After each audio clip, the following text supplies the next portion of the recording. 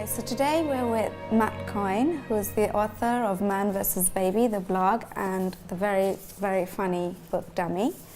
We're very grateful to Matt for coming to meet with us today. No worries. What about being a first-time dad was it that triggered that very first Facebook post? I think the main reason was, you know, when your baby's first born, you get loads of messages that you need to reply to, people saying congratulations, isn't it a great thing, and all that sort of stuff.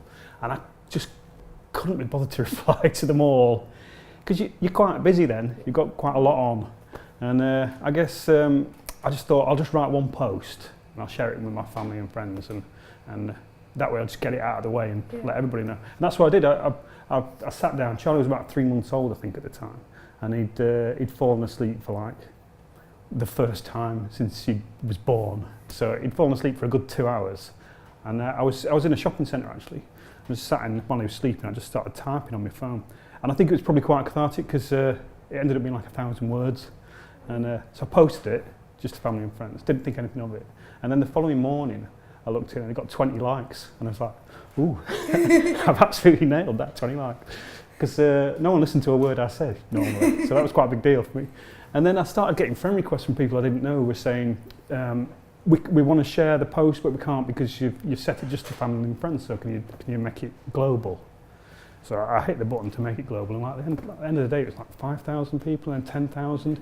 And in 24 hours? In 24 hours, yeah. And the publishers just sent, this is just weird, but the publishers sent me through the stats yesterday, and it's just reached 15 million people have seen that first post. And how did you and your wife feel about it going viral? The thing is, I think I'm quite funny, but I've been with Lynn's like 24 years now. This gets really old after 20 odd years. So I think she was confused more than anything else. And it's really difficult to disassociate the fact that Charlie was new and in our lives, and that happening at exactly the same time, because it was all weird. And I think it's weird for everybody when they first have a baby. So I don't know what's weird because of that being successful, and what's weird because of just having a baby. Where do you stand on the working parent versus stay-at-home parent debate? We get so bogged down in these little arguments that don't really mean anything. And parenting is really specific for that, I think, whether it's to do with breastfeeding or bottle feeding or nanny or nursery. I mean, and there's no context to those arguments, because your life is your life. The way that you interact with your partner is the way that you interact. Your wider circle of support is different for everybody. You know, it's all well and good saying, "Oh, you should go off to work." Well, that's easy to say when you have grandparents nearby, or you shouldn't go off to work because well, that's easy for you to say, but if your mental health requires you to do something outside of the home, then you should need to go and do that. It frustrates me that those are arguments that still take place. And to be honest, it's nobody's business, is it really? You just do what you've got to do. And that's as much advice as I'd ever give anybody is just exactly that. Just do whatever works for you, that's it. What do you feel about the split in childcare? Do you think it should be equal or not? Why if so, and why not? Well, now he's at nursery a couple of days a week, and his grandparents have him 1 day. So then we basically share virtually equally now in terms of having a day each. But it's kind of like an old question. We're in sort of a transition period, I think, whereby Dad's being as hands-on and as involved as they are. It's still quite a new thing. It doesn't seem like it, but it's still only sort of like 20, 30 years where really any sort of dads have got involved in that, in any kind of number. So I think it's quite new, and I think it's quite transition. We're sort of feeling his way, and we don't really know what we're doing. But ideally, you know, I was going to say it should be shared equally, but that's not true. You do whatever works out for you, really. Up until what age do you think you'd be comfortable sharing Charlie's personal stories and antics publicly? See, this is a good question. I think I'm done after this next book. After the second book? Yeah. I think there comes a point whereby it's his story and not mine. And it's not that I have a problem with other bloggers doing it. I know an awful lot of them do it and continue it through until a point at which the kid says, "No, I don't want to do this," or there just comes a natural break or something. But yeah, for me, it just feels like it's much more his story at the point at which he can talk, and he's just getting there in terms of talking and stuff. It feels like a natural point to cut it off.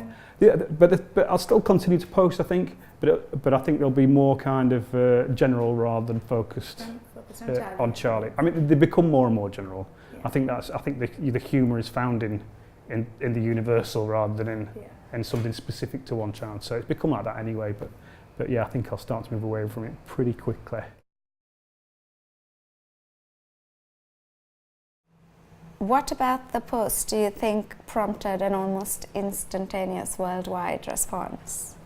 I think it's that honesty's a thing. I think people are sort of, parents are like desperate for somebody else to agree that it's not all great, especially in those first few months. I think it's also universal. You were saying about Ashton Kutcher, following it, and the fact that somebody's like a Hollywood elite like that, you know what I mean, can see something in the same way that just a fella from Barnsley who used to pack toilet rolls can, means that it is a universal thing. And I wonder if that's the thing. I wonder if that, because in order for it to be shared that many times, it has to be something of the universal of it. I think so. Yeah. Plus, they exaggerate really, really badly about everything. So remember that's in a very sort of humorous way. So that's probably helpful. Well, hopefully. I mean, like I say, I think I'm funny, but yeah, there's a lot of people who don't, and Lindsay, my other half, doesn't either. So that's it's. I think there is. I mean, all joking aside, I think there is something of the humour about it that people are sort of desperate for. They're desperate to laugh about it, like, because otherwise you cry off the time. So. How much has the publicity and the fame from the book and the blog affected your life as a parent? Fame's a bit of a strong word. I'm probably the most famous person on my street. Actually, that's not true. Somebody who used to play for Sheffield Wednesday lived on my street as well. So I was the second most, and then Charlie as well. I suppose he's more famous. I'm like the third most famous person on my street, and there's only 6 houses. It affects it in really. It's all good, really. I can't think of a negative to it, to be honest, because I get to spend, because of all this, I don't have to do a 9 to 5 job that I used to do. So I get to spend more time with him and get to see him grow up in a way I probably wouldn't have done before. So that's been awesome about it. Who was Matt Coyne before Charlie and before you became a dad? I watched a lot of TV, slept a lot. I was like a cat, really. I like to sleep a lot. Who was it before? We used to travel a lot. I mean, that was kind of what we spent all this money in. One of the reasons why we had Charlie quite late is because we wanted to visit all these places before he came along. And you never run out of places to go. That's the thing. So eventually we had to say, right, we need to sort of stop now. In terms of work, I just had some terrible jobs. I once had a job packing toilet rolls. Oh my God. It's a job packing toilet rolls, and I was let go from the job. To do it. Yeah, exactly. Well, as it turns out, no, they don't, because they let me go and replaced me with a machine to pack the toilet rolls. And then, insult to injury, they offered me the job of cleaning the machine to come from.